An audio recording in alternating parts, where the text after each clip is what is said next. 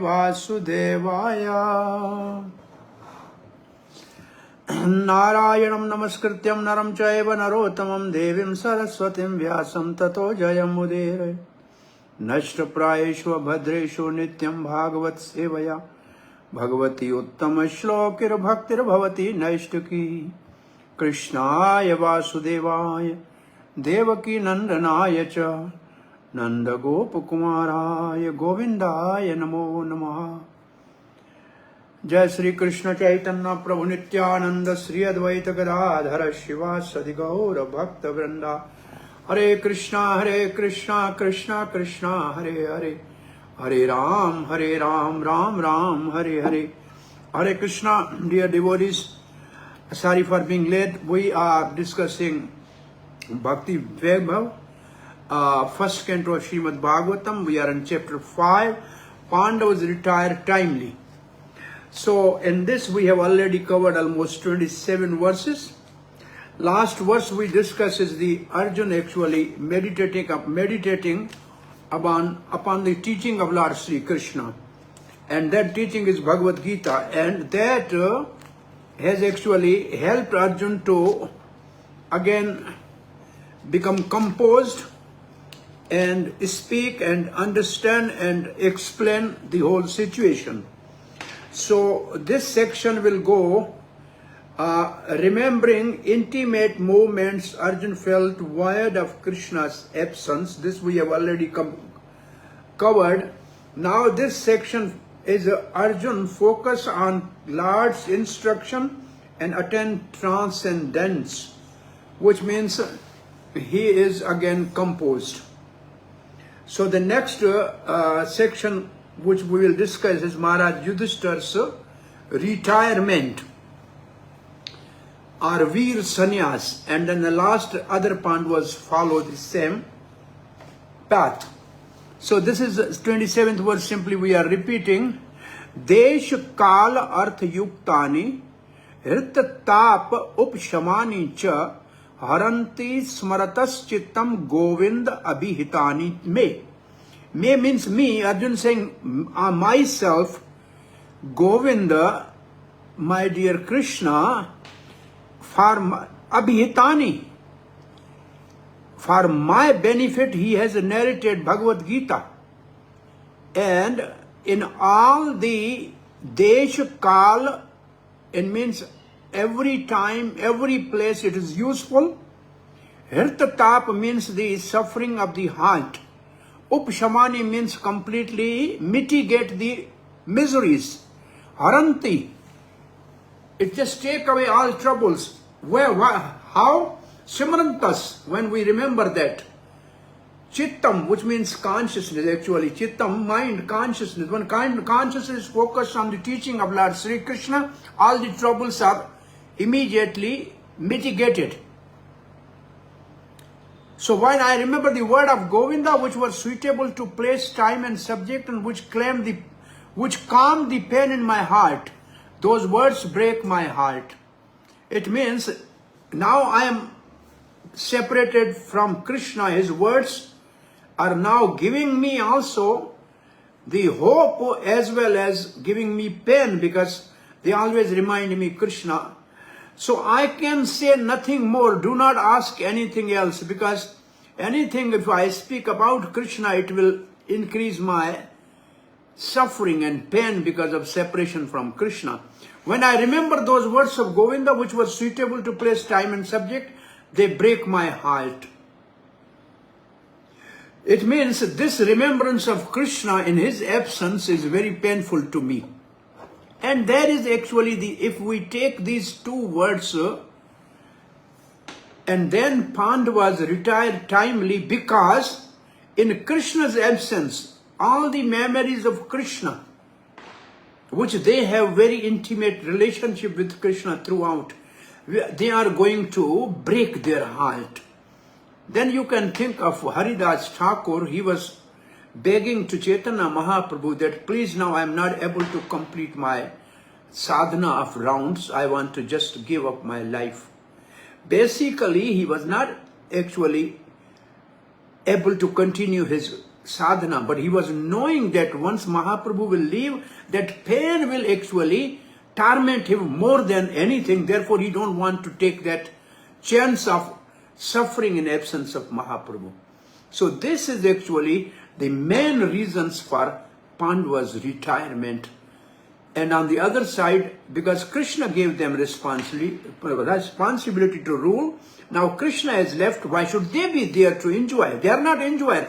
They are simply serving Krishna. When Krishna has left, why should they stay back? Now everything about Krishna, remembrance of everything about Krishna is very painful for Pandavas. That's actually what it means. Srila Prabhupada writes, here Arjuna referred to instruction of Bhagavad-Gita, which are imparted to him by Lord on the battlefield of Kurukshetra. Lord left behind him the instruction of Bhagavad-Gita, not only for benefit for Krishna, but for all people. I think we have done this verse last time.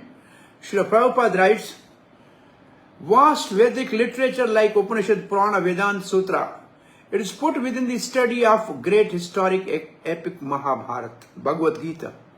And Mahabharata is called fifth Veda, which was specially prepared for the less intelligent people, those people who are not entitled to go to the spiritual master's ashram and learn the Vedic study systematically. So these classes can refer to Mahabharata and be satisfied with spiritual enlightenment.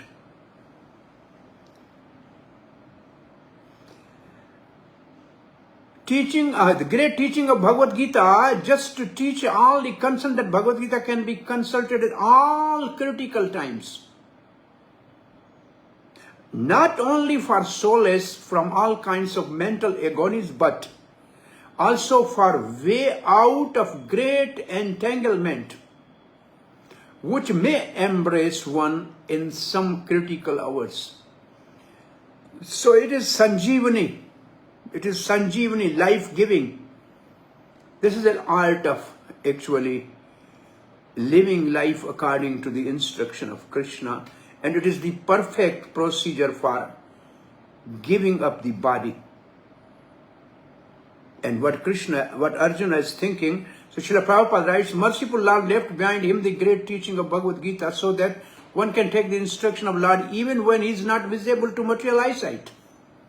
Material senses cannot have any estimation of Supreme Lord, but by his inconceivable power, the Lord can incarnate himself to the sense perception of conditioned soul in suitable manner through the agency of matter, as a deity, as his scripture, as his holy name. Though they are not material, they are all spiritual, but Krishna has a power to transform the matter into the spirit. And he can do that.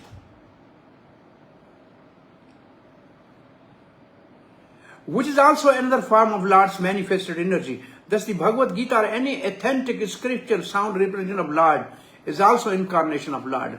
So actually Bhagavad-Gita is not a book. It is a Bhagavat Vani. These are the words of Krishna. And they are non-different from Krishna. And particularly when we preach, we use the one verse of Bhagavad-Gita to prove that Krishna and Bhagavad-Gita are non-different. Ananyasyantayanto mam ye janaha paripaste tesham nityavayuktanam yogakshemam vahamyam. And Arjuna Acharya, when commenting on this verse in Mahabharata, he was doubtful about the word vahami. He said, how can Krishna carry himself? He can provide by through some method. And then he went for some taking alms. He could not get any. And in the meantime, Krishna personally, as a young boy, carrying the two baskets containing all the requirements of the household, paraphernalia, food and everything brought at the home of Brahman. And Brahmani, when saw this young, beautiful boy carrying a heavy load of food and stuffs, he said, who sent this? He said, Brahman sent it.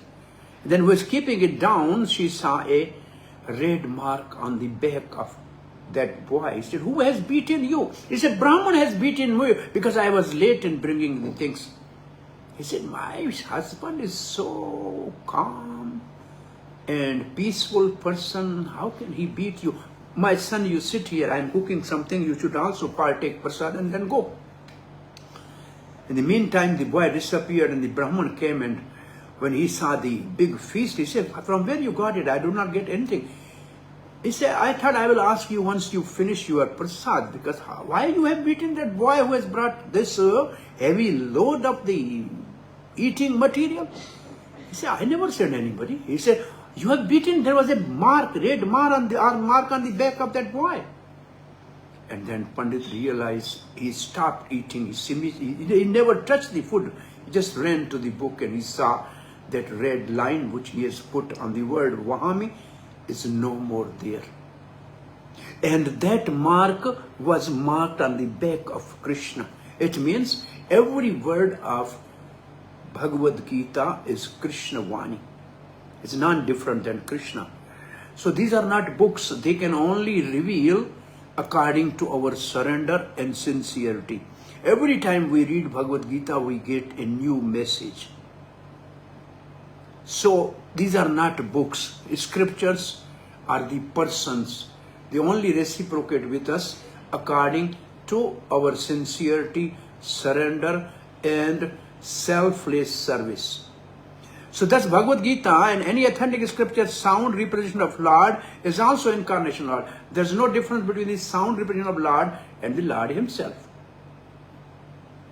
One can derive the same benefit from the Bhagavad-Gita as Arjuna did in the personal presence of the Lord. The faithful human beings who is desired of being liberated from the cultures of the material existence can very easily take advantage of Bhagavad-Gita. And with this in view, the Lord instructed Arjuna as if Arjuna were in need of. So Arjuna was not in need of Bhagavad-Gita. Who put Arjuna actually in a bewilderment? How was, anybody can answer me? How was Arjuna actually confused himself? It's called Arjuna Vishad Yoga. Arjuna was in illusion, it was confusion, bewilderment. Was Arjuna actually bewildered? I'm asking you a simple question. Is there any verse in first chapter of Bhagavad-Gita spoken by Krishna?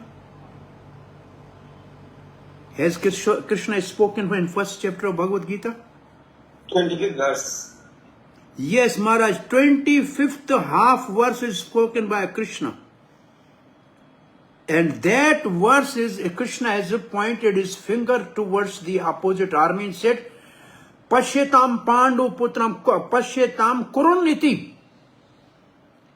See, Arjuna, all are your own relatives. And with this pointing finger, Krishna has actually put Arjuna in that situation of Vishad.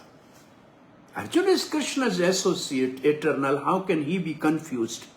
He was put in this situation simply for the appearance of Bhagavad-Gita. So verse 25th, half verse is spoken by Krishna. This verse does not say Krishna is Sri Bhagavan Vacha, but the verse is there, half verse. Vacha Parth Pashyetam Kurun Iti. So, what Srila Prabhupada is writing here is, it's not meant actually for Arjuna, but Arjuna is a via medium. Similarly, Bhagavatam was actually Parikshit Maharaj become angry on Samyak Rishi? And how can a responsible king become angry with a saintly person? And how can some rishi can also curse? This was all Krishna's Leela. He wanted Bhagavatam to appear for Parikshit.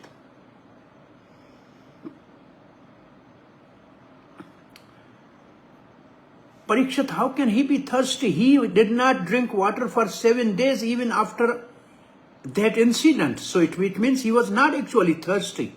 It was Krishna's desire. How can Krishna's mother and father Devaki and Vasudeva can be imprisoned by Kansa? And how can Kansa kill the 6th son of Devaki? This is also pastime of Krishna for Krishna's appearance, like Devaki and Vasudeva are undergoing trials and tribulation. Similarly, Parikshit Maharaj is undergoing the influence of the curse. Similarly, Arjuna is undergoing all these bewilderment. It is Krishna's own plan.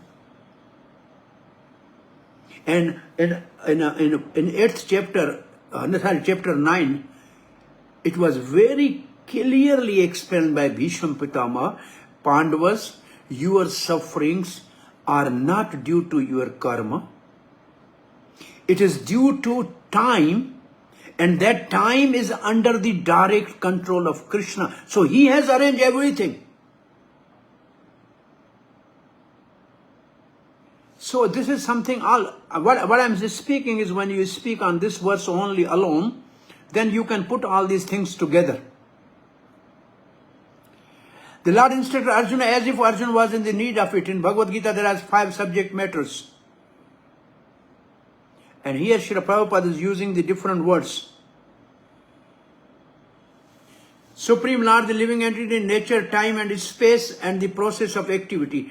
Time and space, which Prabhupada has written as a call in Bhagavad-Gita, but there is no space written there. So Prabhupada has put a time and space. And then Srila Prabhupada put the process of activity, which is karma in a technical language. And these are the 5 subjects which are actually commented by Baldev Vidyabhushan, and Srila Prabhupada has just taken from Baldev Vidyabhushan's commentary. So I think we have done this verse, so I'm just going fast. All these subject matters are coincidentally discussed in Bhagavad Gita, and later subject matters are elaborated in Srimad Bhagavatam. So Bhagavad Gita is undergraduate study and the Bhagavatam is postgraduate study. It's elaborate on the subject of Bhagavad Gita. Out of 5 subjects, Supreme Lord, living entity, I think everybody knows these subjects, so I don't want to discuss much about this. Both the Lord and the living entities are cognizant, which means conscious, which means they are Satchitanand, they are aware of their surroundings as living force. But the living being under condition of material nature called Mahat Tattva. So here, Mahat Tattva, there are 2 words. Anybody can please tell me what are the 2 words? Mahat Tattva, and what is the other word for Mahat Tattva when it is not in use?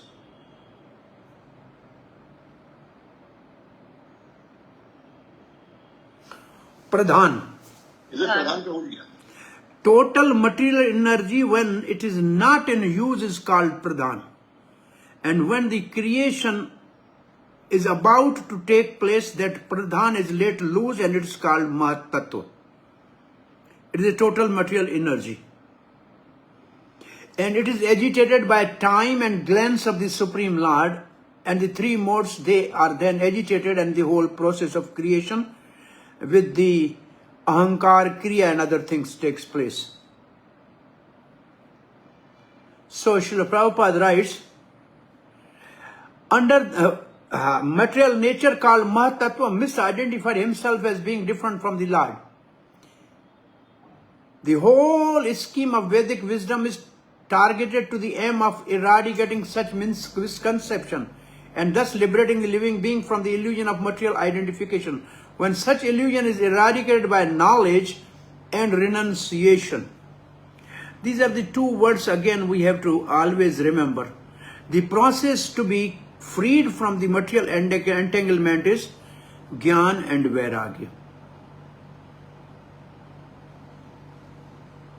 Asanga shastrena dridena chitva.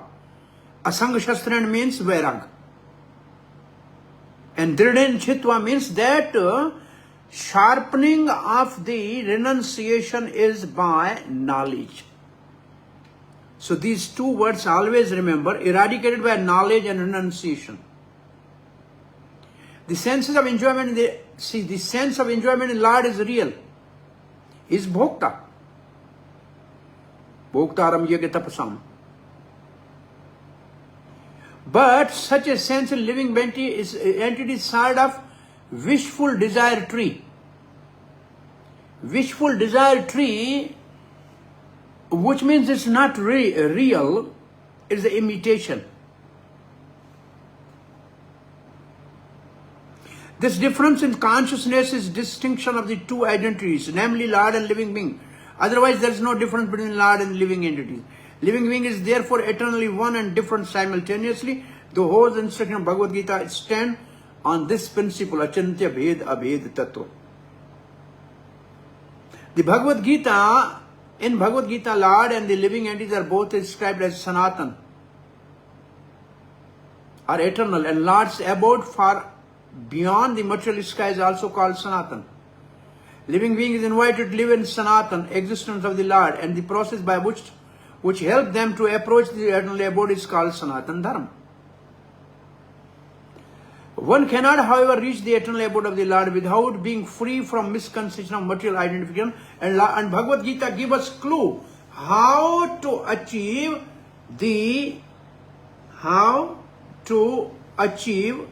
this stage of perfection. The process of being liberated from the misconception of material identification is called in different stages. This is a yoga ladder. Different stages. Karma, fruitive activity. Jnana, empirical knowledge. Bhakti, devotional service. Up to transcendental realization.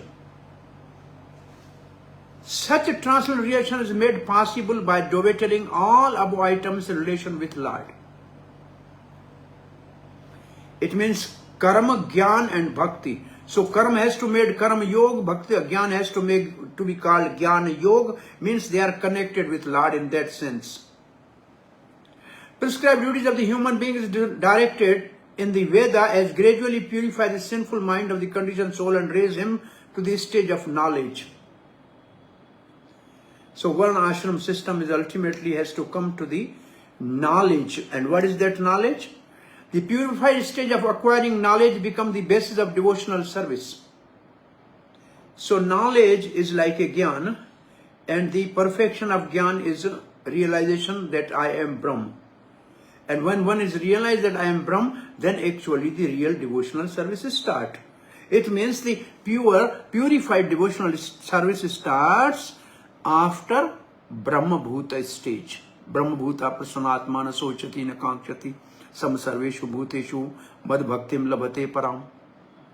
So this is actually real bhakti starts after liberation, and jnana has to bring us to the stage of Brahma Bhuta. As long as one engaged in researching the solution of problem life, his knowledge is called jnana, or purified jnana. But on realizing the actual solution of life, one becomes situated in devotional service of the Lord. It is like that, by knowledge I know that I am soul, but I will not be happy. If I am millionaire, I say I am millionaire, will I be happy? Until and unless I use that money to enjoy. So, devotional service is actually relishing the realization that I am soul. And then the feast of the soul is in serving serving super soul, serving Sri Krishna. So telling I am soul is not actually the enjoyment. The enjoyment is when we actually act according to the nature of the soul. So it is beyond jnana in that sense.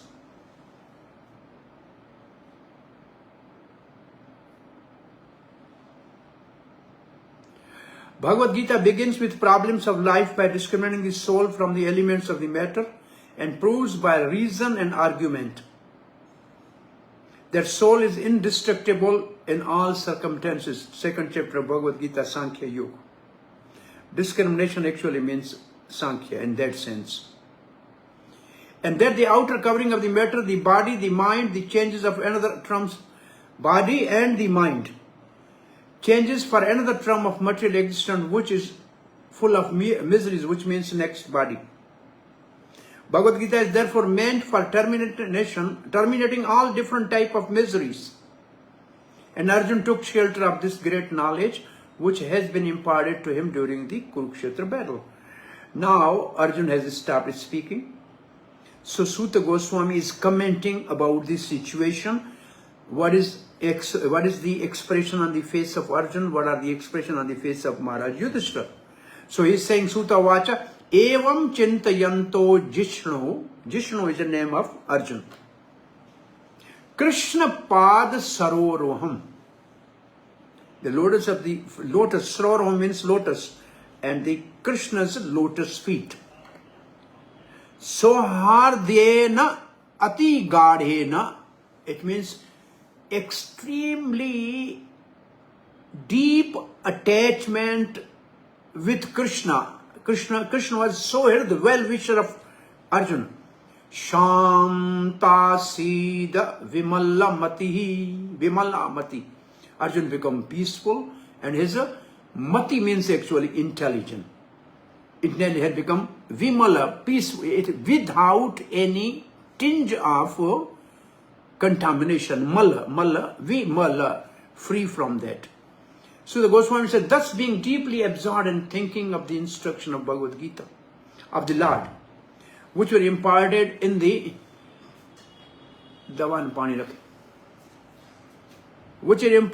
great intimacy of friendship, Sohird. This is the intimacy of friendship is Sohird. And in thinking of his lotus feet, Arjun's mind become pacified and free from all material contaminations. Vimala. When Arjun contemplated the lotus feet of Krishna, so he was meditating on lotus feet of Krishna, which is like a boat. Lotus feet of Krishna is compared to Tavapada Potena. Potena means boat. You have not to ride on that boat. Simply you have to think of that boat and you are on the other side of the material ocean. With a deep affection, God, his intelligence, Mati, regaining his steadiness, become calm. Though his intelligence was full of pain due to separation, by attaining an appearance of Lord from his continuous contemplation of the Lord, he become pacified. It means by meditation, he realized the presence of the Lord within his heart. Since his burning pain was extinguished, his intelligence became free of contamination of unstudious Vimala. Srila Prabhupada writes, since the Lord is absolute, deep meditation upon him is as good as yogic trance. In trance yoga, see the Paramatma in the heart. Devotee in thinking of Krishna, even in deity form, that deity manifests within his heart. Therefore, really speaking, every devotee must have his presiding deity. Whichever temple you belong to, whether you have a deity in a home, you just keep that deity as your presiding deity, and every day early in the morning when you get up, first you just meditate upon your deity, and then you begin your day. And whenever you just close your eyes, then your deity should appear within your mind. And one day, this is what Srila Prabhupada is saying. Prabhupada used to say deity worship is a open eye meditation. We are meditating on the different limbs of the transcendental Vigraha of Sri. So, meditation means, Prabhupada writes, because Lord is absolute, he will appear in meditation. There are 8 forms of the deity. One of the form is called Manomaya. I think we have discussed this in this class. I don't know, maybe some other teaching. The Lord is non-different from his name, form, qualities, pastime, entourage, and specific action. Arjuna began to think of Lord's instruction to him on the battlefield of Kurukshetra. Only those instructions began to eliminate the tinges of material contamination in the mind of Arjuna. The Lord is like sun. Krishna Surya Saman Maya hai Andhakar. Prabhupada's, this verse is coming in Prabhupada's, in subconsciousness, and immediately is right. Krishna is like a sun.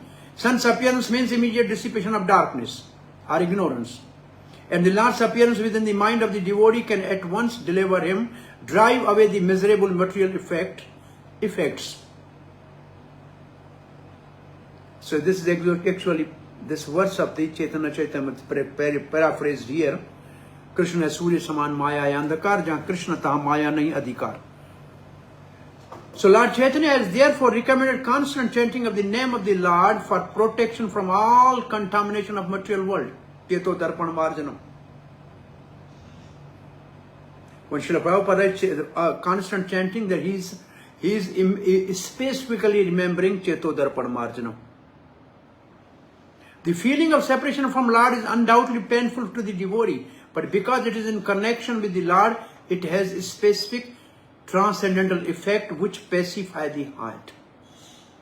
What is that transcendental effect? Feeling of separation are also source of transcendental bliss, and they are never comparable to contaminated material feeling of separation.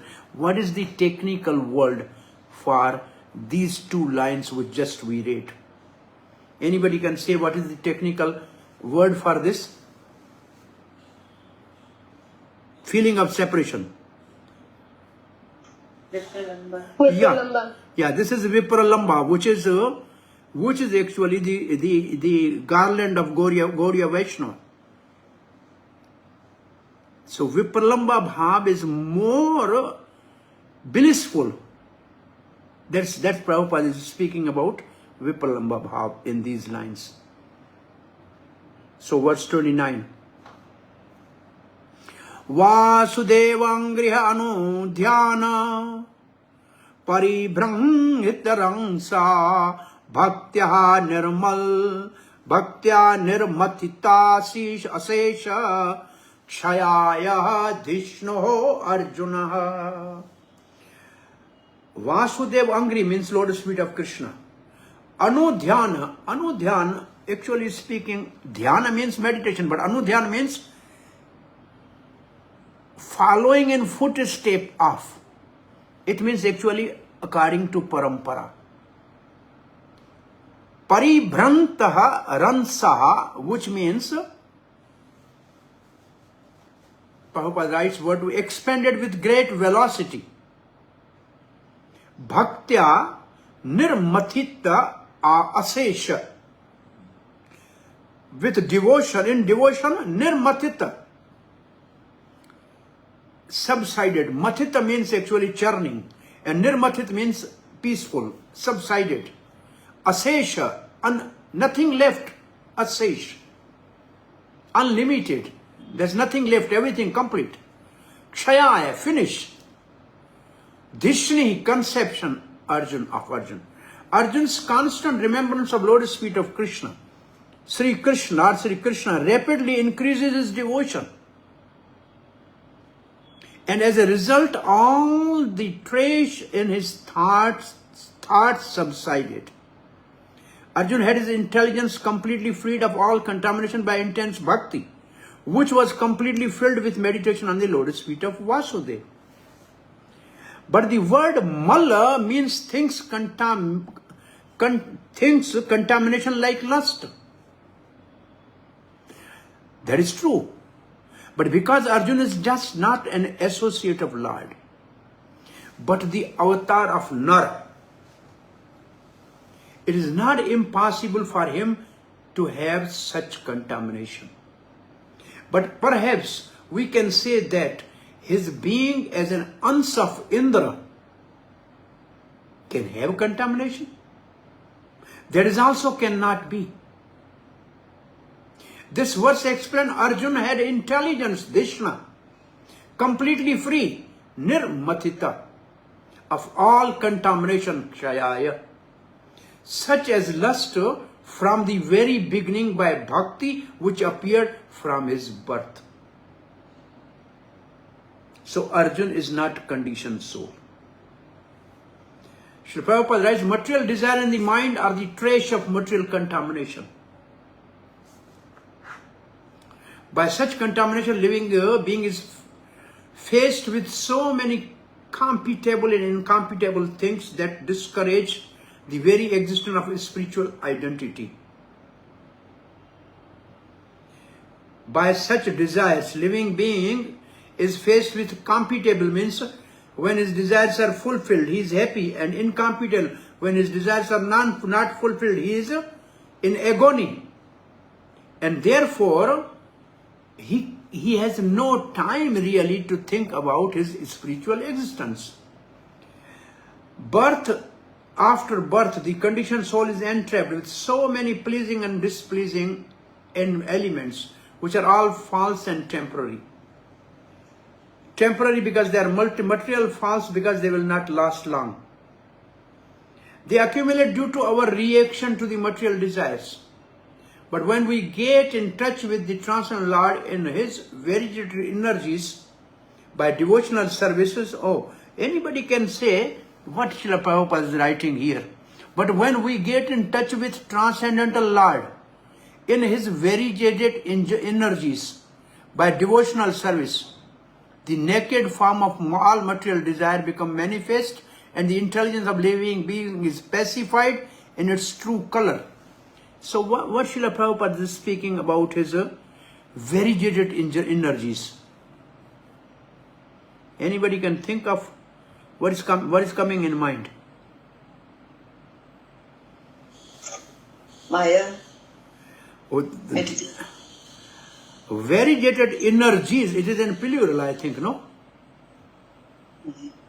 Yeah, it is energies, plural. By devotional service, how can you say Maya when it is coming from devotional service?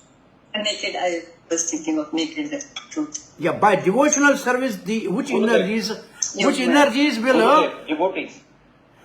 Devotees and the Gurudev. What are the different energies which are coming from devotional service, and by that we can see that our intelligence will be pacified in a true color, and we can see the naked Lord, Gurudev, Vaishnavas, Sadhus, Lord's energies, what you are saying, Vaishnava, Guru and Sadhu, Shastras, Sadhu Shastra. Scriptures, dicty forms, all energies. They are most of them are included in Krishna and Bhakti Rasamrita Sindhu. Krishna means Krishna is all incarnation, He is all devotees, Guru, they are all Krishna. I'm just thinking, because Prabhupada has written this line, what is in his mind? Why is he writing this line? And we have to do a little research just by reading this. We're just doing, I'm like, I watch, but in his variegated energies by devotional service, I think word is by devotional service. By devotional service. His intelligence of the living being is pacified in its true color.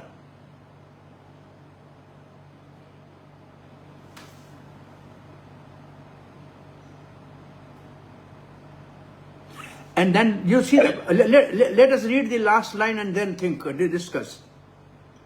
As soon Sri Krishna is Lord Himself. As soon as Arjuna turned his attention toward the instruction of Lord, as they are inculcated in Bhagavad-Gita, his true color of eternal association with Lord become manifest, and thus he felt freed from all material contamination. So the energy is, when we come in contact with those in devotional service, they make us associate of Lord. Now we know. We know by the end of this sentence. So what are those variegated energies?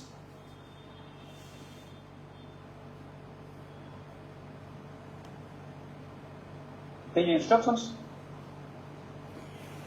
I'm just asking how the Bhav Bhakti arises. Bhav Bhakti is already in everybody's heart. But how it actually manifests. And then we can know our relation with Krishna and act according to that. What are those energies which help us to awaken our Bhav Bhakti?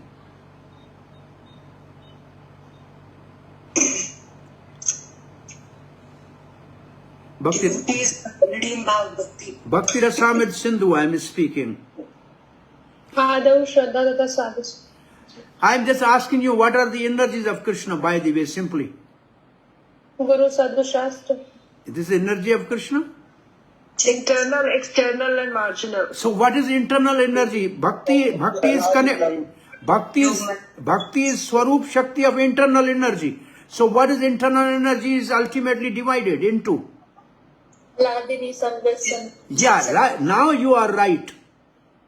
Samvit, Sandhini and Hladini. Hladini. And out of these three, when Samvit and Hladini Shakti enter into the heart of a devotee, Bhav Bhakti awakens.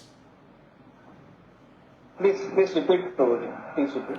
When the Samvit Shakti and Hladini Shakti, Samvit is cognitive Shakti, which make us know who is Krishna, and Hladini will make us act in a way that we enjoy in serving Krishna.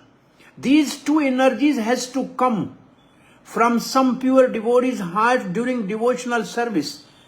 And when they enter into the heart of a devotee, the Bhav Bhakti actually arises, and then our true color that we are the eternal servant of Krishna, and we know that what is our relation with Krishna. And then we act according to that. So these varied energies are Samvit and Hladini,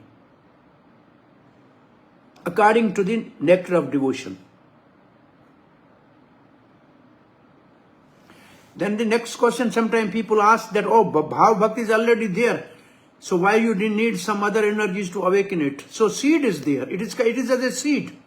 But then you need the light and watering process for the seed to fructify.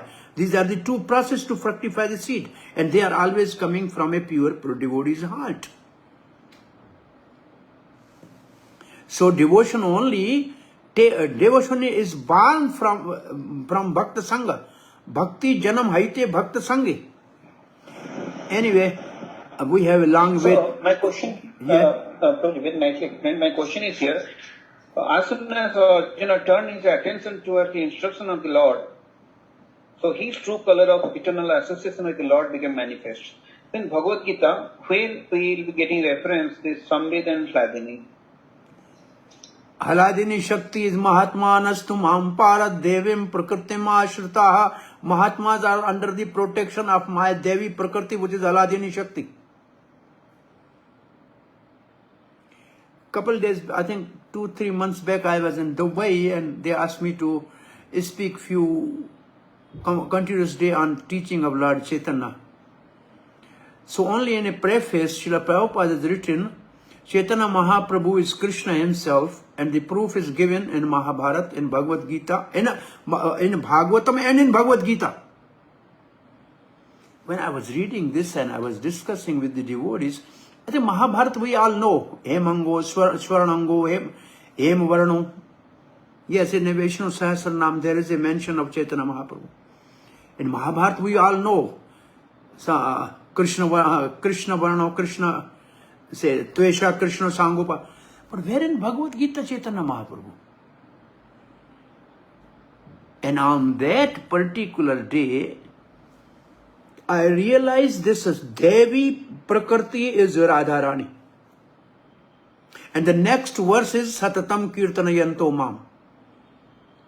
The devotee who was under the protection of Devi Prakriti, they are always chanting holy name. So Chaitanya Mahaprabhu appeared as a devotee of Krishna and he was always chanting holy name. So there is a mention of Chaitanya Mahaprabhu in Bhagavad Gita. There is a Radharani in Bhagavad Gita, yes.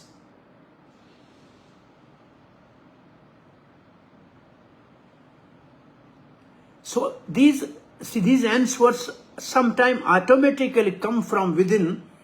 Paramatma manifests all these things when the time is proper. So these Shastra are persons again. They only reveal when we are actually at a right time when we can understand that. And in Bhagavad Gita, as it is, if we say, then at many places Srila Prabhupada has written, internal potency is called Sat Chit Anand, and Sat is Sandhini, with Sat Chit is Samvit, and Anand is Hladini. Even in the introduction of Bhagavad Gita, Srila Prabhupada has written Swarup Siddhi. It is there even in introduction, Swarup Siddhi. So I think as Gaur Govind Swami Maharaj used to say, everything is in Prabhupada's books, only we have to dive deep. If you dive deep into the ocean, you will get the pearls. If you will be superficially at the shore, you will only get some conch shell. Is it okay? We can go further? I'm just Yes, Prabhuji. because Thank you. we have two more I think classes they have allowed, and tomorrow we'll start by I think 6 o'clock. Because tomorrow somebody else is going to take over my class there at least after 1 hour, so we can start 6 early. So I thought I can go a little slow, and I can just relish some meanings in Prabhupada's purport. Otherwise, we have to go very fast. Verse 30. Gitam Bhagavata Jnanam Yattat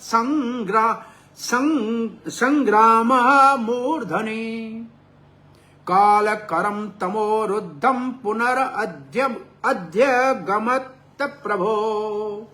Gitam Bhagavata Jnanam. Because the Lord's pastime and activities, and because of his absence, it appeared that Arjuna forgot the instruction left by personality of Godhead. But factually this was not the case.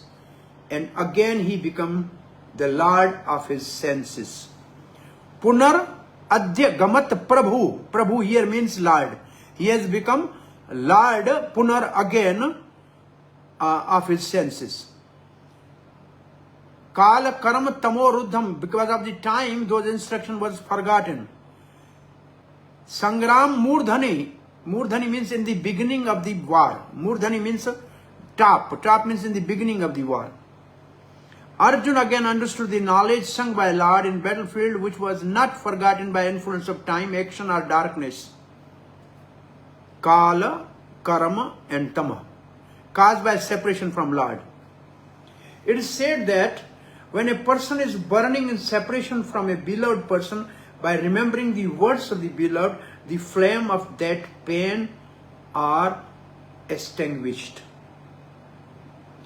Therefore, he began to recite the nectar of Bhagavad-Gita, which emanated from the cooling moon-like mouth of cloud. This relieved him of all pain. That knowledge of Gita was not forgotten, Aruddham, by the influence of time, action or ignorance. Tamas here means situation similar to darkness caused by separation from Lord. The conditioned soul is entrapped in his fruitive activities by the force of eternal time. But the Supreme Lord, when he incarnated on the earth, is not influenced by Kal or the material conception of past, present and future. The activities of Lord are eternal, and they are manifestation of his Atma Maya or internal potency. All pastime or activities of Lord are spiritual in nature. But to a layman, they appear to be on the same level with material activities. It is so appeared that Arjuna and the Lord were engaged in battle of Kurukshetra, as a other party was also engaged. But factually, Lord was executing his mission of incarnation. And association with his eternal friend Arjuna. Both are doing the same job. Therefore, such apparently material activities of Arjuna did not drive him away from his transcendental position, but on the contrary, revived his consciousness of song of Lord, as he sang them personally. This revival of consciousness is assured by Lord in Bhagavad-Gita as follows. Madmana bhav madbhakto madhyari mam namaskuru mam eveshyasi satyam te pratijani priyosi me. This is from 18th chapter. This verse appeared twice at the middle of Gita and end of the 9th chapter 34, and then again almost at the end of the 18th chapter. Earlier when we are reading this section here, activities of Lord are all spiritual. That is also actually Janma karam cha me divyam. That is the meaning. My birth and activities are all transcendental. And when we know that in essence, Janma karam cha me evam yoveti tattvata, what is that? How can we know that in truth, and then we will be relieved and go back home, back to Godhead? So this verse, everybody know this verse? Srila Prabhupada has not translated the verse, but he just paraphrased. One should think of Lord always. The mind should not forget Him. One should become a devotee of Lord and offer obeisance unto Him. One should live in that fashion, become undoubtedly endowed with blessing of the Lord by achieving the shelter of His lotus feet. There is nothing to doubt about His eternal truth, this truth, because Arjuna was his confidential friend. The secret was disclosed to him. Arjuna had no desire to fight with his relative, but he fought for the mission of the Lord. He was always engaged in the execution of his mission only. And therefore, after the Lord's departure, he remained in the same transcendental position, even though it appears that he forgot all the instruction of Bhagavad-Gita. One should therefore adjust the activities of life in a pace with mission of the Lord. And by doing this, one is sure to return back home, back to Godhead. This is the highest perfection of life. So, can somebody personally understand? One should therefore adjust activities of life in pace with the mission of the Lord. So what is the mission of the Lord? And we have to pace our activities according to that.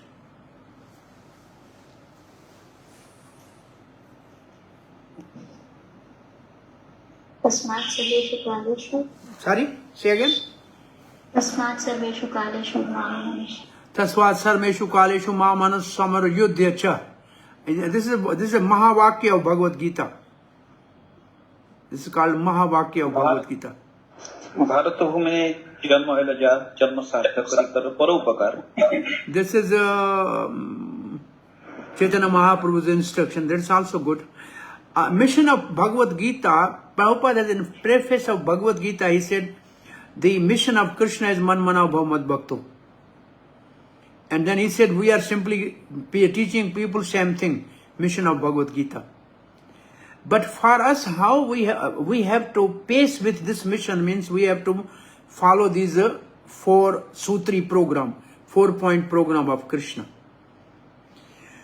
Then our life will be perfect. That this is a mission, because this verse is a mission. If you read the preface of Bhagavad-Gita, Prabhupada writes mission of Krishna. And then he says, Man Mana Bhav Mad Bhakto. And then he says, I am doing the same thing. This is on the, I think, 2nd page of preface of Bhagavad-Gita. You can see there the mission of Krishna. Other thing which was coming in my mind is Krishna said, one who preached this Bhagavad-Gita to the faithful people is very dear to me. This is another mission of Krishna for us, that we should preach the message of Bhagavad-Gita far and wide. Verse 31. Vishoko Brahma Sampatya Sanchan Daivita Sanchaya Lina Prakrti Naira Gunyat Lingatvad Asambhavaha. Because of its possessing spiritual asset, Brahma Sampatya. Brahma Sampatya means possessing spiritual asset.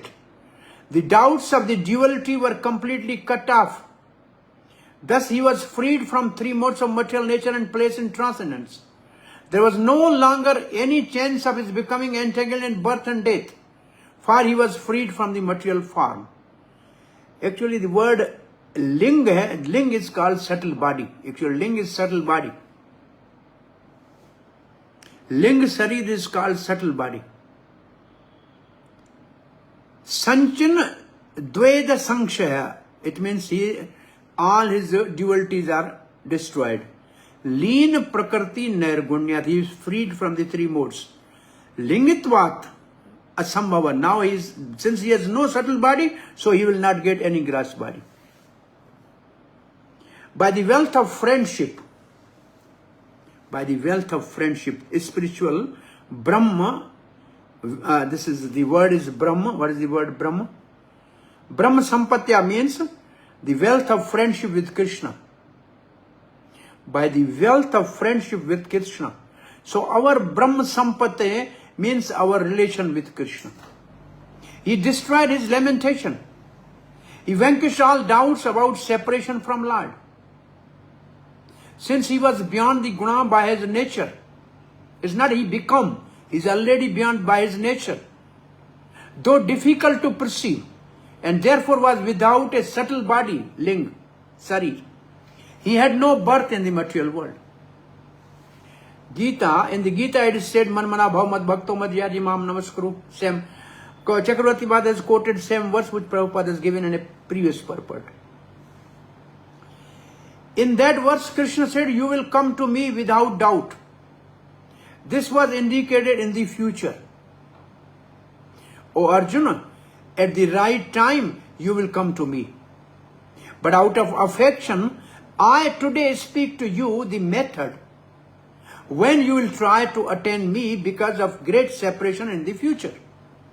So see the meaning of this verse in Chakravarti Pad's this purport. I have constantly practiced the process of meditation that you taught to attain you. By that meditation, I think of myself as Atma next to the body, but still, my body is an obstacle. Because the body gradually makes me think of external object and throw me into the ocean of lamentation. Therefore, I have decided that I will cultivate what is known as yoga, previously practiced, which is called the weapon of knowledge, recommended in all scriptures to separate the soul from his body, asang shastrena. Though I am a spiritual entity, not inquiring whether I am an eternal associate of Krishna or friend of Narayan, I understand that I am a material human being with uncontrolled prem. I have come to the perfection of yoga, yoga arudha, for a second only to cover that condition that is explained in this verse. So when we say yoga arudha, ultimately yoga is only bhakti yoga. The other yoga are the different step towards that goal. So Krishna, this verse says Krishna is in Arjuna is in yoga arudha situation. By attainment of the wealth of Brahma, lamentation vanishes. This is a statement of Sutta. According to his understanding, it is not Krishna's understanding. Actually giving up the wealth of material world, one becomes free of lamentation by attaining dear friendship with Krishna in his manifested and unmanifested pastime. This is Brahma Sampatya, relation with Krishna. Therefore, Prabhupada has simply said attaining the relationship with Krishna is the object of our having pace, our activities paced with Krishna's mission. One should completely cut the doubt of duality. One has the doubt. Do I have a relation with body or not?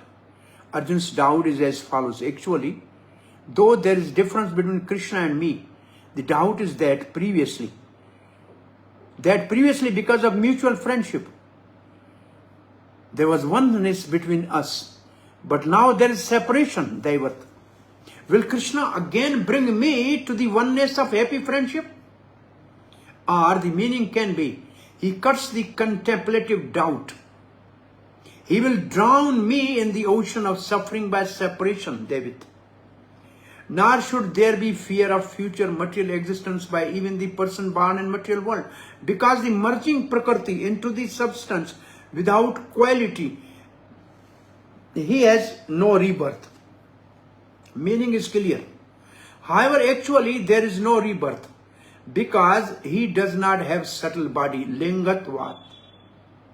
Since he is beyond guna, nirgunayat, being Krishna's friend by his very nature, Prakriti, which is difficult to perceive, lean, or There is another meaning. Arjun, as an ansh of Indra, was Jivan Mukt, who had a material body but gave it up. Thus, he was without lamentation. He was free of lamentation and illusion arising from investigating the material world. Sanchin Dvaid Sanksha. This is because he was beyond guna, having merged Prakriti into the guna. With the disappearance of the subtle body, he would not take birth again. Srila Prabhupada. Somebody can read Srila Prabhupada's purport? Yes. Krishna Prabhuji. Yes. Doubts of duality begin from the misconception of the material body, which is accepted as the self by less intelligent persons. The most foolish part of our ignorance is our identifying this material body with the self. Everything in relation with the body is ignorantly accepted as our own. Doubts due to misconceptions of myself and mine. In other words, my body, my relatives, my property, my wife, my children, my wealth, my country, my community, and hundreds and thousands of similar illusionary contemplations cause bewilderment for the conditioned soul. By assimilating the instructions of the Bhagavad-Gita, one is sure to be released from such bewilderment, because real knowledge is knowledge that the Supreme Personality of Godhead, Vasudev, Lord Krishna, is everything, including one's self. Everything is a manifestation of his potency as part and parcel. The potency and the potent are non-different, so the conception of duality is at once mitigated by attainment of perfect knowledge. As soon as Arjuna took up the instructions of the Bhagavad-Gita, expert as he was, he could at once eradicate the material conception of Lord Krishna, his eternal friend. He could realize that the Lord was still present before him by his instructions, by his form, by his pastimes, by his qualities, and everything else related to him. He could realize that Lord Krishna, his friend, was still present before him by his transcendental presence in different non-dual energies. And there was no question of attainment of the association of the Lord by another change of body under the influence of time and space. By attainment of absolute knowledge, one can be in association with the Lord constantly, even in this present life, simply by hearing, chanting, thinking of, and worshipping the Supreme Lord. One can see him, one can feel his presence even in the present life, simply by understanding the Advaya Jnana Lord, or the Absolute Lord, through the process of devotional service, which begins with hearing about him. Lord Chaitanya says that simply by chanting the holy name of the Lord, one can at once wash off the dust on the mirror of pure consciousness, and as soon as the dust is removed, one is at once freed from all material conditions. To become free from material conditions means to liberate the soul. As soon as one is, therefore, situated in absolute knowledge, this material conception of life is removed, or he emerges from a false conception of life. Thus, the function of the pure soul is revived in spiritual realization. This practical realization of the living being is made possible due to his becoming free from the reaction of the three modes of material nature, namely goodness, passion, and ignorance. By the grace of the Lord, a pure devotee is at once raised to the place of the Absolute, and there is no chance of the devotees becoming materially entangled again in conditioned life. One is not able to feel the presence of the Lord in all circumstances until one is endowed with the required transcendental vision made possible by devotional service prescribed in the revealed scriptures. Arjuna had attained this stage long before the battlefield of Kurukshetra, and when he apparently felt the absence of the Lord, he at once took shelter of the instructions of the Bhagavad-Gita, and thus again he was placed in his original position. This is the position of Vishoka, or the stage of being freed from all grief and anxieties. Hare Krishna. Hare Krishna. So Srila Prabhupada has given a quite lengthy purport about how one can always see Krishna by transcendental vision while living. So there's one verse called Jivan Mukta. So anybody remember that verse to become Jivan Mukta from Bhakti Rasamrita Sindhu? Yes, Yes, Maharaj. Ya yasya hare dase manasa karmana vacha akhileshu avastasu jivan muksa uchyati. In all situations, if one consider I am servant of Krishna and act according to that, he is always in contact with Krishna. So we are going to the next verse. Nishmaya. I have a doubt here. Sorry? Prabhuji, I have a doubt here. Yes. In this purport we read just now, to become free from material conditions means to liberate the soul. To become free from material conditions means to liberate the soul. So who will be liberating the soul? The activities of the person or the body? What is the meaning here? The meaning is we have to dissolve the subtle body. Where now I am asking you the other question. Three modes of material nature are acting where? Where the three modes of material nature are acting? On the subtle body. Three modes of material nature having their influence on subtle body. So one who is free from three modes means the subtle body is dissolved.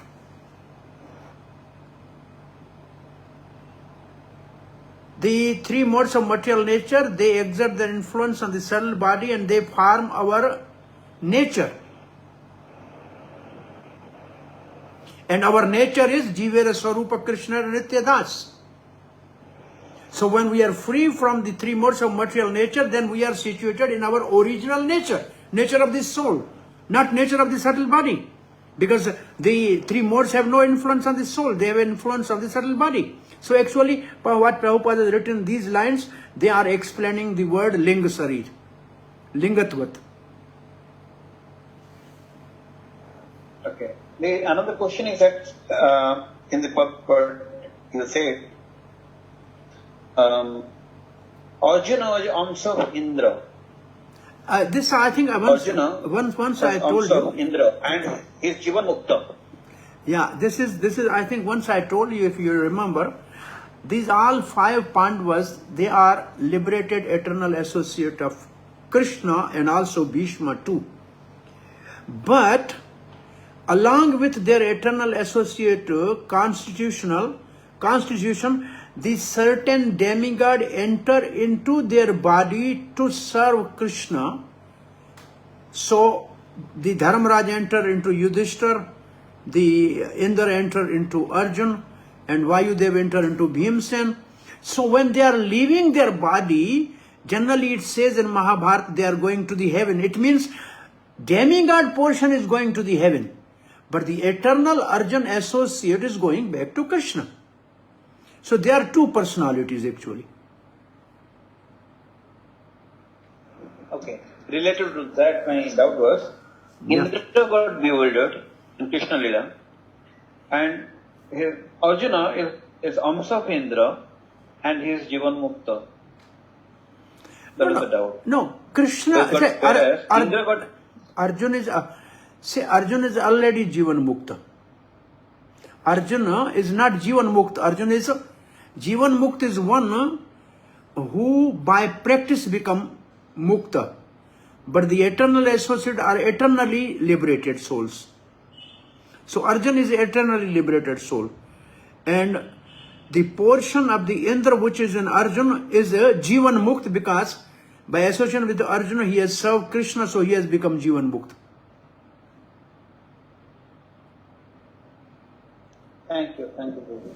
Hare Krishna. Anybody else want to say something about this? What the Prabhuji is asking some question?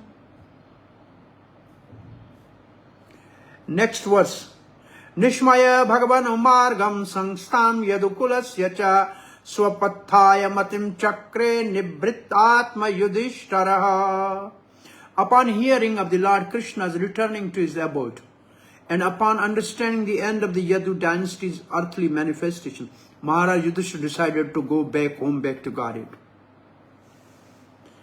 Marg means the way and skillful management. According to the proper conclusion being presented, they had a proper situation within the Lord's manifestation, manifest and unmanifest pastime in the spiritual condition.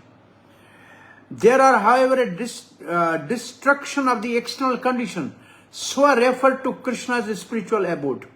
It is said, Navaidam Rajrishi Varyam Chittam Bhavatsoho Krishnaha Samonavartesho Yadhyasanam Raja Kirta Krita Jushtam Sadayo Jahu Bhagavat Parshava. O best of the king, it is not surprising that those desiring to associate with Lord born in the Pandu family had devoted solely to Krishna immediately gave up the royal throne served by king's crowns. O Brahman, he had all wealth, sacrifice, planet, coin, brother, earth, lordship over Jambu Dweep and fame in Swarg, desirable even for Devatas. Did these things give joy to king, whose mind was only fixed on Mukunda, without deviation and nothing else?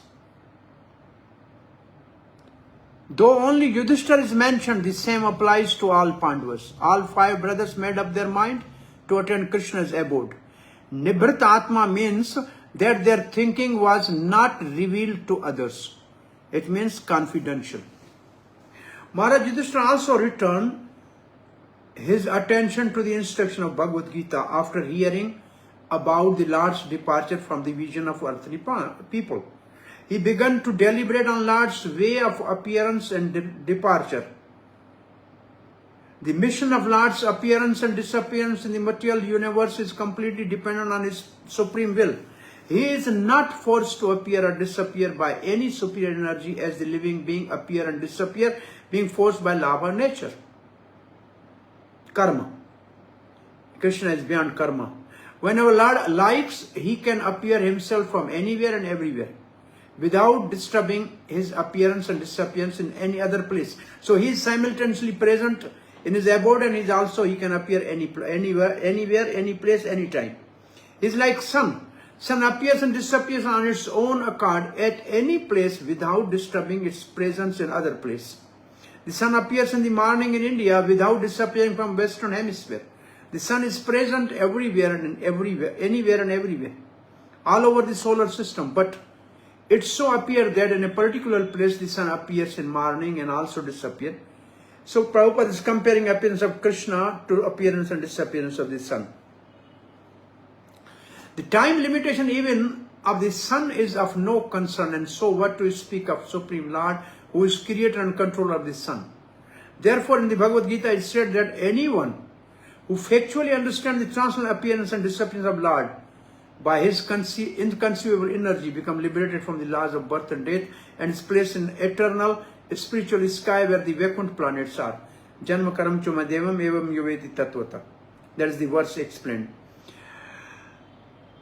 There, such a liberated person can eternally live without pangs of birth and death, old age, disease, death. In the spiritual sky, the Lord and those who are eternally engaged in transcendental loving service of Lord are all eternally young, because there is no old age and disease and there is no death. Because there is no death, there is no birth. It is concluded, therefore, that simply by understanding Lord's appearance, disappearance and truth. Same verse, Janmakam Chume Devyam. Therefore, Maharaj Yudhishthira also began to consider going back home, back to Godhead. Lord appear on the earth and or any other mortal planet along with the associate who live with him eternally. And the members of the Yadu family who were engaged in supplementing the pastime of Lord are no other than his eternal associate. And so also Maharaj Yudhishthira and his brothers and mother, etc. Since the appearance disappearance of Lord and his eternal associate are transcendental, one should not be bewildered by external features of appearance and disappearance.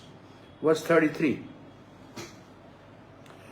Kunti, after overhearing Arjuna's telling of end of the Yadu dynasty and disappearance of Lord Krishna, engaged in devotional service of transcendental personality of Godhead with full attention, and thus gained release from course of material action. It means as soon as she heard that Arjuna has come, and he has not come to bow me down, and he went directly to Maharaj Yudhishthir, and she overheard that Krishna has departed from the planet. She simply breathed her last. So this is the example of Madgat Prana. Krishna says, if I am not available, then they give up their life. Kunti Maharani is one such example, and Maharaj Dasarath is another such vivid example. When he heard that Ramchandra is not coming back, he just left breath his last. So Kunti Maharani actually disappeared from the planet. This describes her method of disappearing. Sansritya means from the moving clearly from her appearance to the pastime in this world. She suddenly disappeared. The moment she heard the news, she showed a condition of an aged person because of the separation from Lord. Srila Prabhupada's setting of the sun does not mean the end of the sun. It means that sun out of our sight. Similarly, the end of the mission of Lord on the particular planet or universe only means that he is out of our sight. The end of the Yadu dynasty also does not mean that it is annihilated. It disappears along with the Lord out of our sight. As Maharaj Yudhishthira decided to prepare to go back home, back to God, so Kunti decided. And thus she fully engaged herself in transcendental loving devotion of our Lord, which guarantee one to a passport for going back to Godhead after quitting his present material body. The beginning of the devotional service to Lord is beginning of the spiritualizing the present body, and thus an unalloyed devotee of Lord loses all material contact in present body. The abode of Lord is not a myth as thought by the unbelievers or ignorant people, but one cannot reach there by any material means like the Sputnik or space capsule. But one can certainly reach there after leaving this present body, and one must prepare himself to go back to Godhead by practicing devotional service. That guarantee a passport for going back to Godhead. Simply, okay. Now this section is a retirement of Maharaj Yudhishthira. Yaya haradabhuvo bharam tam tanum vijahao vajaha kantakam kantakeva divyam chapishtuho samam. Now this is an example is given as a principle set. The Supreme Unborn Lord Sri Krishna caused the member of Yadu dynasty to relinquish their bodies and thus relieve the burden of the earth. This action was like picking out a thorn with a thorn, though both are same to the controller. Regarding both burden equally, Lord separated himself from that portion of Yadu, by which he removed the burden of the earth, like removing a thorn with another thorn. Here the assertic conclusion is present to pacify Sanak and sages who were in grief for hearing about the final condition of Yadus. By that body consisting of Yadu in the form of Devata, he removed the burden of earth, Bhuva, which arises from the Lord, like removing a thorn with the tip of another thorn, and then gave up that body. It is like saying, Devdatta gave up his cloth. He let that body fall away from his presence. The verse does not say he gave up the body of Yadvas, by which he performed the eternal pastime. The meaning is this: Devatas at the time of appearing with the Lord in their Ans form entered into eternal form belonging to the Yadva. Same thing I was telling about Pandava, same thing is for Yadva. Clearly listen this, read this statement. The Devata at the time of appearing with Lord in their Ansa form entered into the eternal form belonging to the Yadavas. Separating from those eternal form by the power of yoga when they went to Prabhas. They were made to attain Swarga with the form of Devata after drinking the liquor by the Lord, who showed to the world that they had given up bodies by the power of Maya. So actually Yadavas were there, still they are there in Dwarka in unmanifest pastime with Krishna. It is only the demigod portion that was actually relinquished in the Prabhas Kshetra, means Somnath. That portion was actually relieved. This is according to the explanation of 11th canto. The Yadavas, who were eternal associate of Lord, disappeared from the sight of world but remained in pastime with Krishna in the same Dwarka as before. This is understood from Bhagavata Amrit conclusion. The two burdens, the burden of earth in the form of demon and the burden in the form of Devata, also entered the forms of the Yadavas, were regarded as same by the Lord. Ishuti Samam.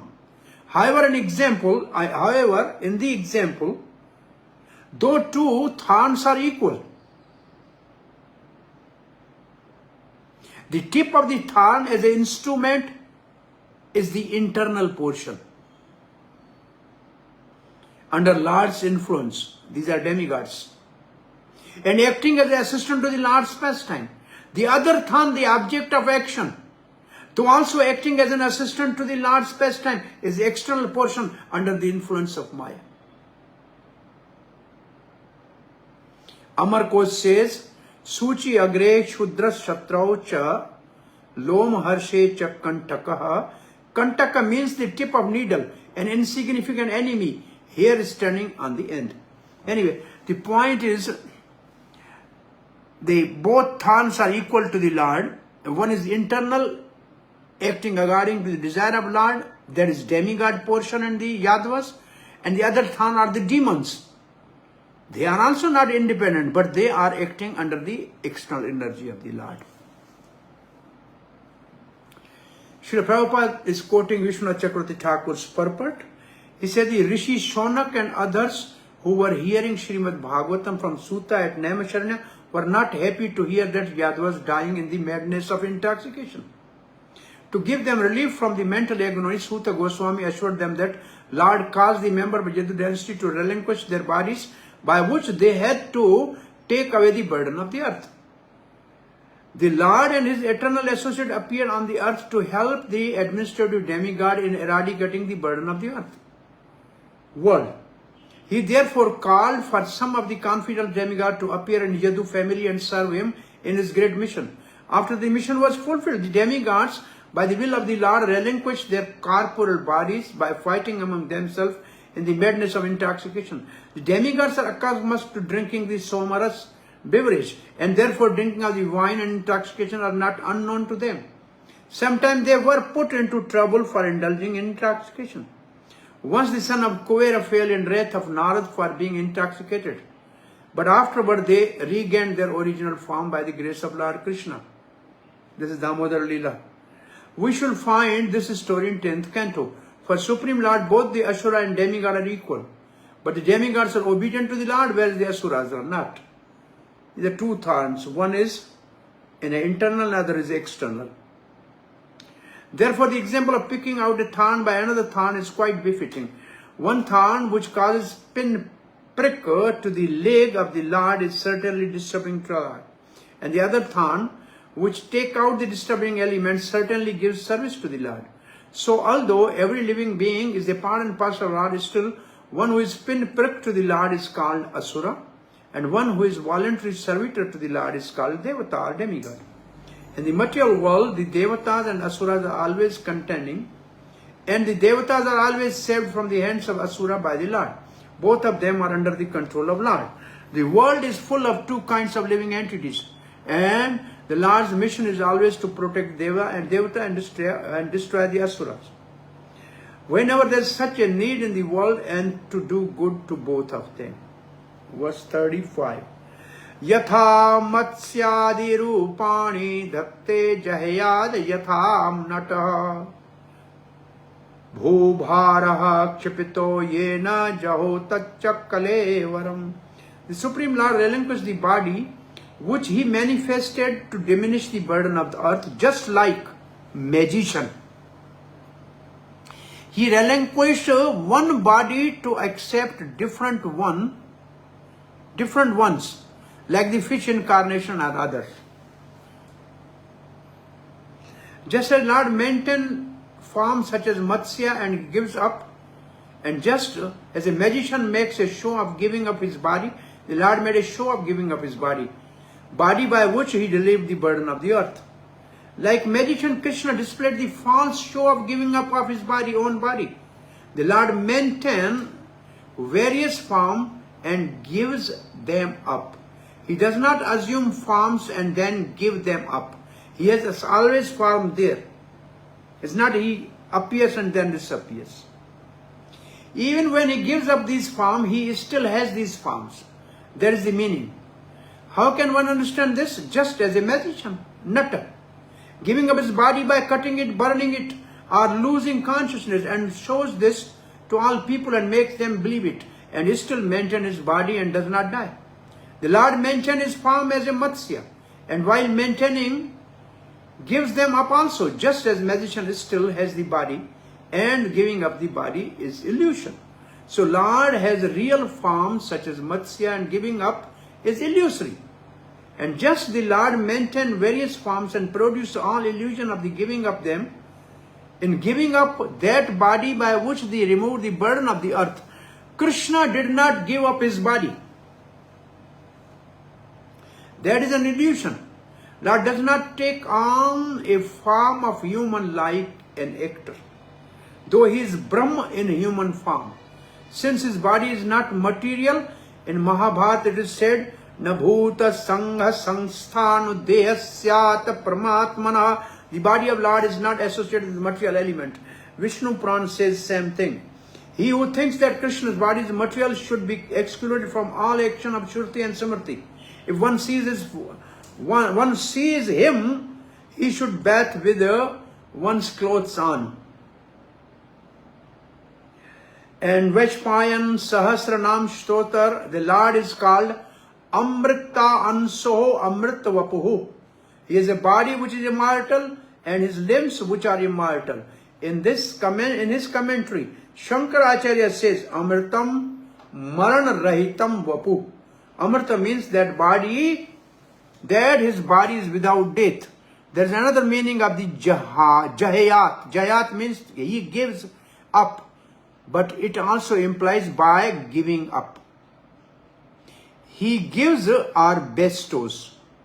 The Lord bestowed form like Narayan, who entered his body when he appeared on earth to the devotees situated in Vaikuntha and other spiritual abode for nourishing them. This is explained at the end. What now? Last line is like that.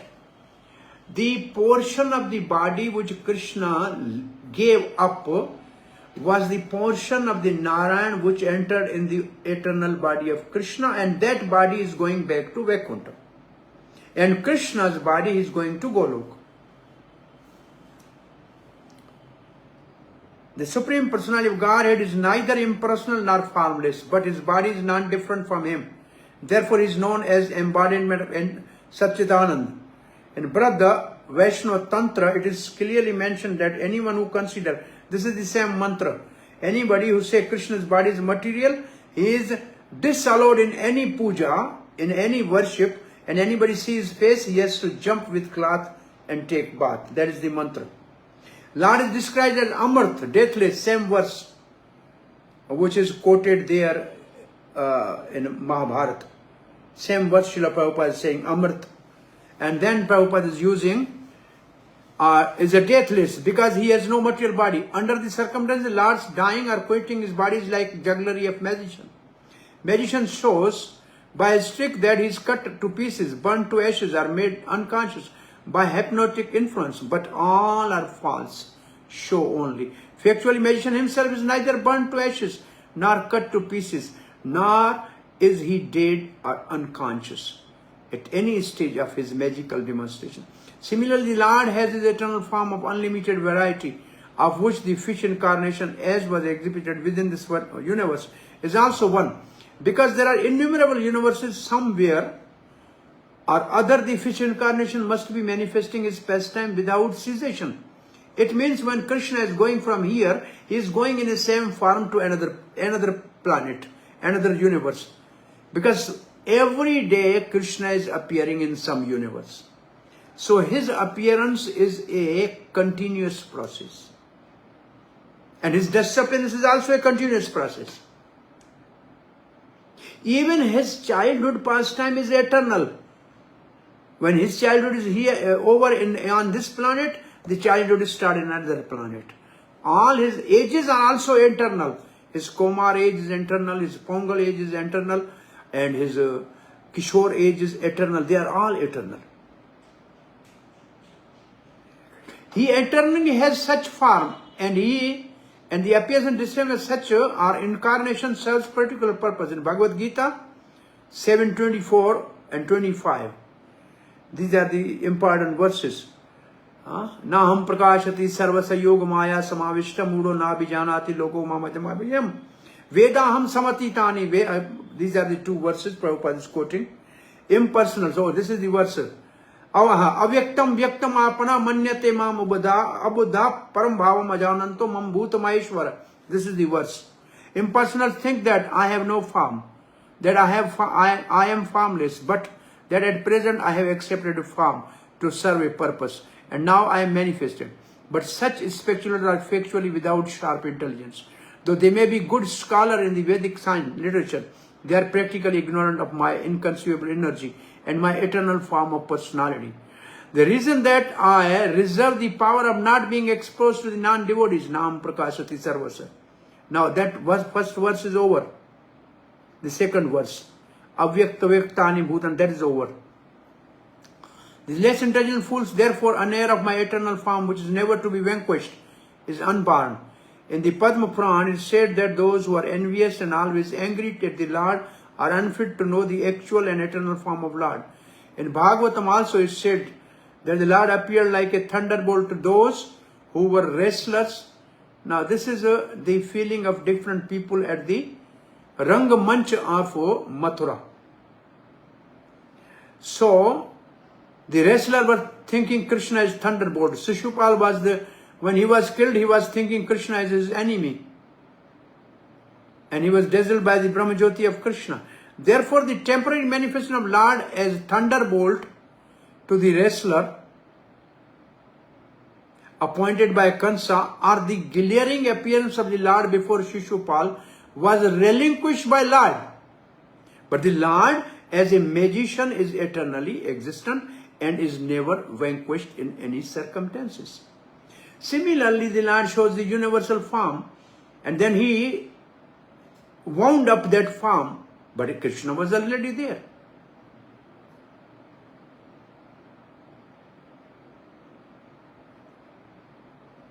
Such forms are temporarily shown to the Asuras only, and when such exhibitions are withdrawn, the Asuras think their Lord is no more existent.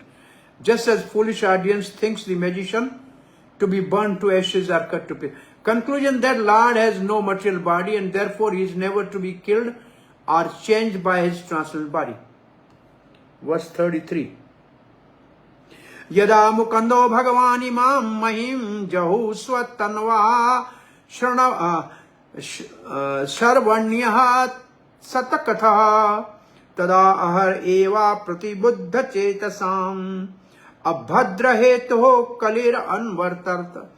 When the personality of Godhead Krishna left his earthly planet in his self-same form, from that very day Kali, who had already partially appeared, became fully manifest to create inauspicious condition for those who are endowed with poor fund of knowledge. This verse clarifies the condition of his giving up his body. When he left, Krishna left with his body, Swatanva. Meaning, according to Sridhar Swami, leaving to Vaikunth with his body. He gave up the earth by means of his body. It does not mean he gave the earth along with his body. That is the wrong interpretation. Because of the rule, this rule is Sanskrit. The Lord, having shown his form, the center of attraction for all eyes, then took that form and disappeared from the men, and had not performed austerities, but had attained the Lord's mercy, and were continually covering to a vision of that form. Srimad Bhagavatam. In this verse, after showing his form, Sambimbam, to the eyes of this world, he again withdrew it and disappeared. The verse does not say he gave up the body. Krishna Sandarbha makes this point clear. From that moment onward, Kali entered those with sleeping intelligence. Kali did not affect those who had discrimination. The thief steals wealth from a sleeping person, but is afraid to steal when someone is awake. The influence of Kali can be enforced only upon those who are not fully developed in Krishna God consciousness. One can neutralize the effect of Kali by keeping oneself fully under the supreme care of personality of Godhead.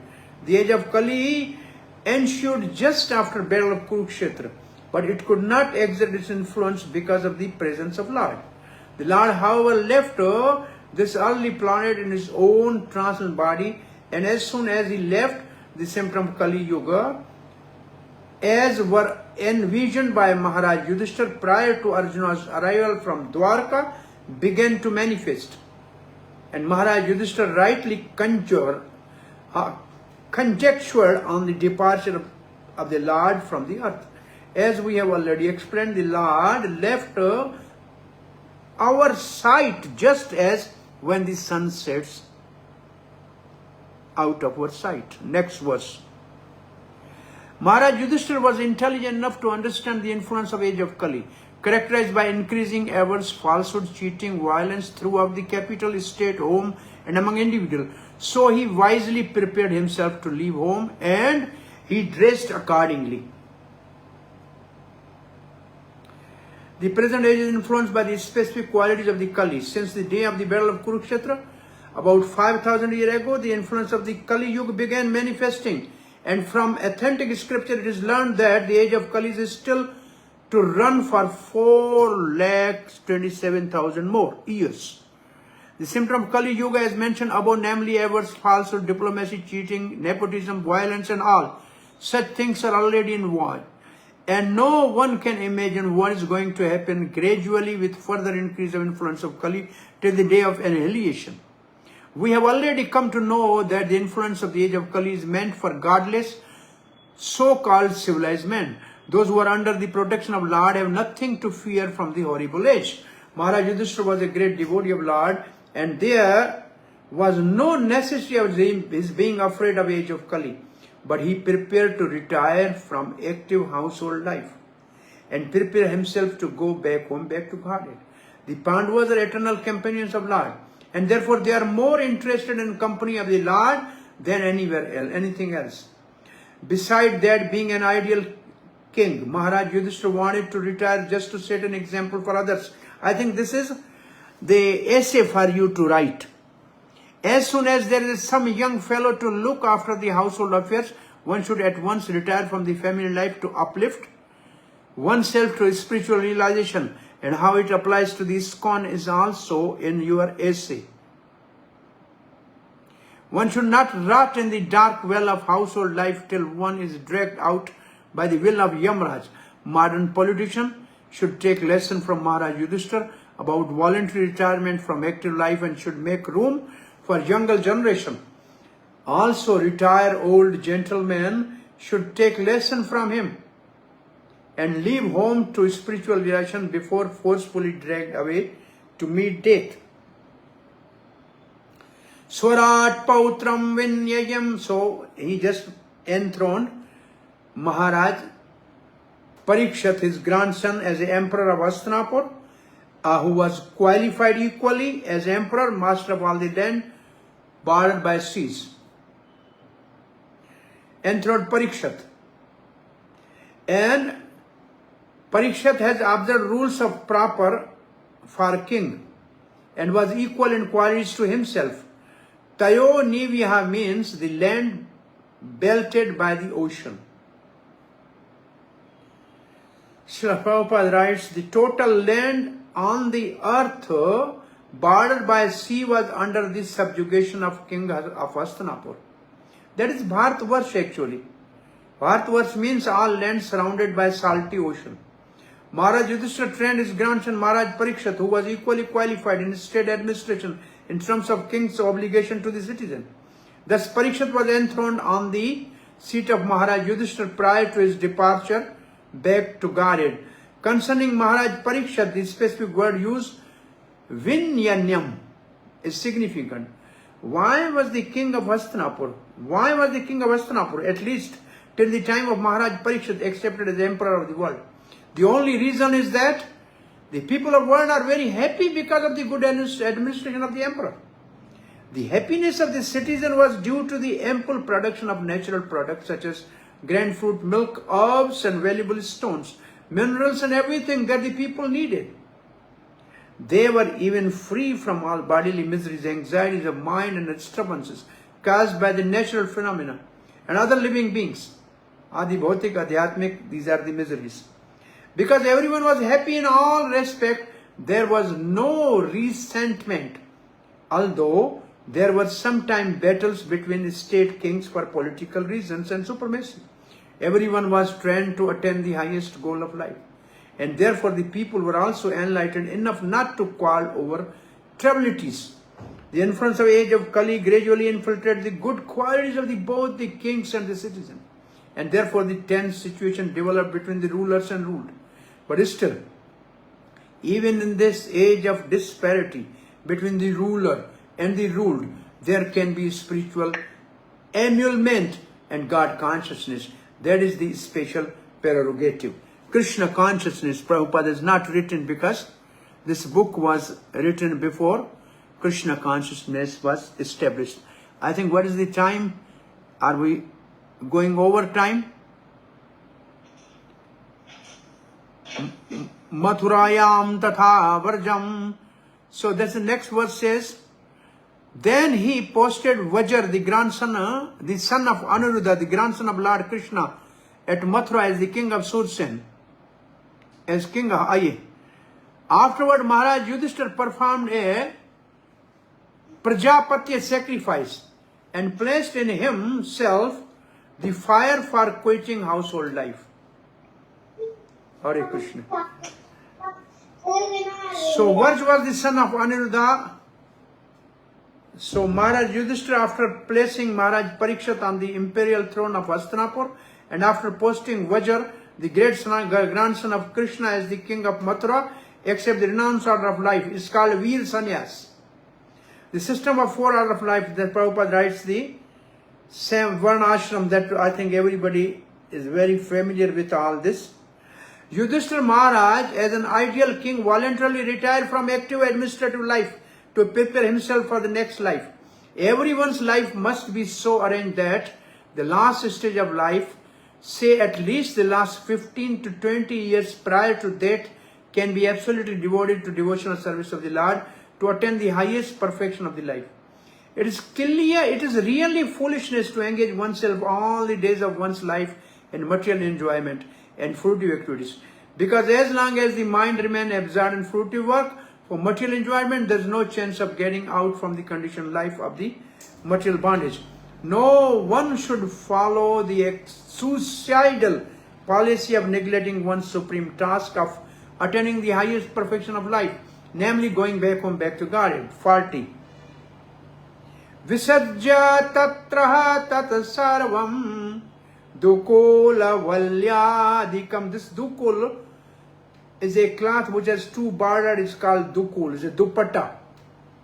So when Krishna actually is called dukul choram, it means he is stealing dupatta, not the other garments. Niramamo nirahankara sanchana shesha bandhana. Maharaj Yudhishthira at once relinquished all garments, belt and armament of the royal order, and become completely disinterested and unattached to everything. To become purified of material contamination is the necessary qualification for becoming one of the associate of Lord. No one can. क्या time हो गया? 8:30. Okay, 8:30 खत्म कर. Okay. All right. Okay. So somebody can read this purport. Hare Krishna. Oh, already we are over time, right? I'm sorry. Yes, sir. I think we should read this purport and close this tomorrow by 6 o'clock. We'll start and see. I thought I should finish this chapter and start the next chapter today, but today I'm too slow, right? So please finish this purport, and then if there is question or else we can close. Somebody can read this? Become purified.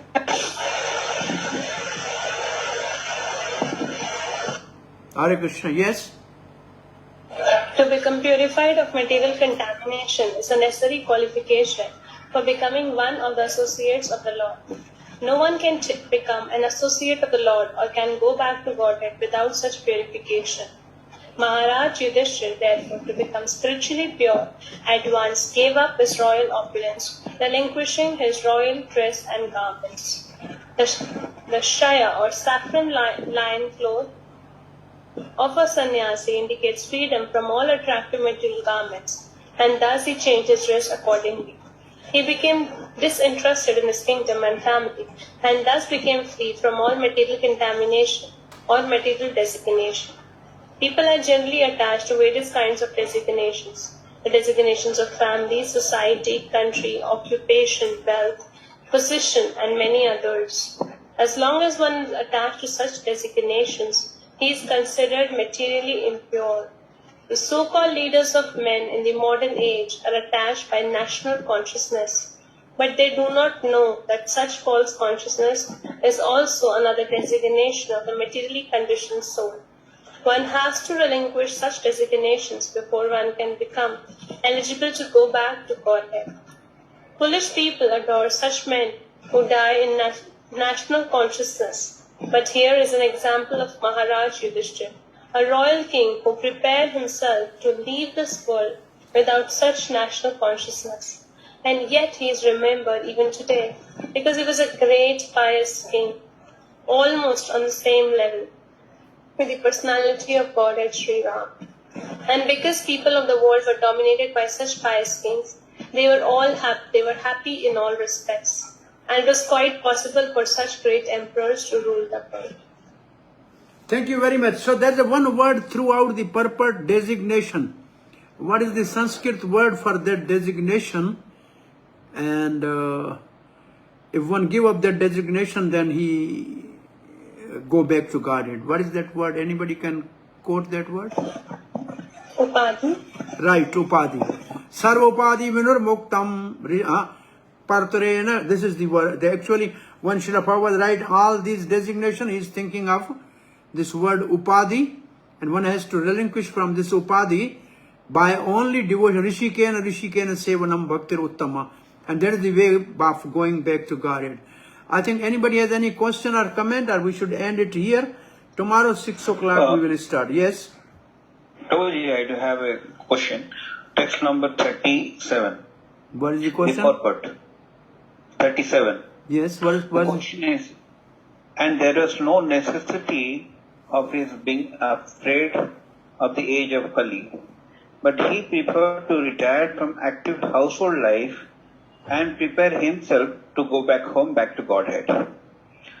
So in this today's scenario, practically in today's date, is it necessary for all whoever interested, whoever seriously desiring to go back to Godhead, one should go for the retired life? Yes, Prabhupada said this Mayapur and Vrindavan is for those who are in one person, because they are two ban. Ban means forest. They have to come and there and practice pure devotion at least 15-20 years before their the final date of death. At least they should seriously practice devotional service in these spiritual holy places. That will be nice. Yeah, because these places have no influence of Kali, generally speaking. For the devotees, they can practice their devotion there nicely. Anyway, everybody has to retire. Government retire, but we retire. Retire means when the tire has finished, you just put another rubber on the tire. So we can then take a double job. The government is leaving us by 2 o'clock, but we then join a job which goes till evening. So this retiring is worst. Retire is good. Retiring, which people are doing, is the worst. I think we have to retire, yes. There should be a demarcation and line. Enough is enough. And beyond that, I should not work like an ash whole life. And the more important thing, I think, which is said here is, what we learn is, the younger people should be given time. That they should take responsibility and we should retire. That's called a succession plan. We should have a succession plan. That when we see the younger children are ready to take over the responsibility, then we should give them room and let them work. And we can just supervise and help them, and we should not be hands on end. That is the beginning of the retirement. So there is one way, at least, for you want to do the personal experience. Take 15 days off your work and go to the Vrindavan and see how the things are going on. When you go back, you will see they were managing better than you. Then you will have experience. Oh, that's mine. I am now no more needed. It's better. And so go 15 days, go 1 year and try like that. And then you can adjust that the things can go without you. And then you can think, oh, I can focus on Krishna consciousness, things will go on. But we think without me, then nothing will go. There's a problem even within the ISKCON. Some leaders think if they don't, without them, things will not go. The new generation has to be engaged more. Prabhupada has used all teenage boys and in 25-year boys to spread the whole movement. So empowerment of the younger generation is the actually key to the retirement. For your retirement, you empower the younger generation. And that should be guided empowerment. And we are missing this in ISKCON. Prabhupada has done this. Hare Krishna, it is necessary, yes. Thank you, Prabhuji. Thank you. Hare Krishna, Prabhuji. Thank you so much for the class. Prabhuji, I have a question in text number 29 regarding the naked form of the material world. So, Prabhuji, I wanted to ask that when some anartha. What is the question? Naked form. The naked form. It was mentioned in the naked form. What Srila Prabhupada is writing is like we can see the Maya. The dancing of Maya is a naked form of the world. How Maya is making people to dance is a naked form. So Prabhuji, before any anartha is ending, before any anartha ends, it comes in its true color in front of us, that how bad it can be. So how to understand this, like naked form, the material world, the Maya comes in front of us. How do we understand this one point, that at the time when the anartha will end, we will again fall down in it, and then we will recover? Basically what you are speaking, anartha, which is not a subject in this year, anartha actually will continue even till bhav. Only when we awaken complete mature prem of Krishna, then all anartha will completely finished. there's no chance of falling down anymore. But even till bhav stage, like Maharaj Bharat was at the stage of bhav, and he was still attracted by the baby deer.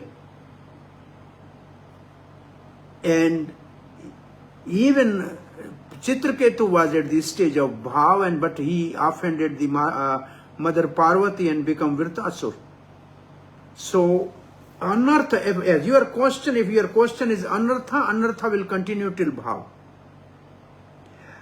But the devotees, when they are enlightened, when they take shelter of, say, Haladini Shakti, then material life for them become Maya become like, it's very, naked means they can see through and through, that this is not actually Krishna consciousness, this is all Maya. And they, like nowadays, now you become devotees, when you go to some restaurant or something, you don't look at the food, you say this is all Maya, I have nothing to do with this. This is just, we can see now, after becoming simply a devotee for a few years, we can, the things become very clear to us that this is all naked to us, that this is all Maya. Hare Krishna. Thank you. Anybody else has comment or question?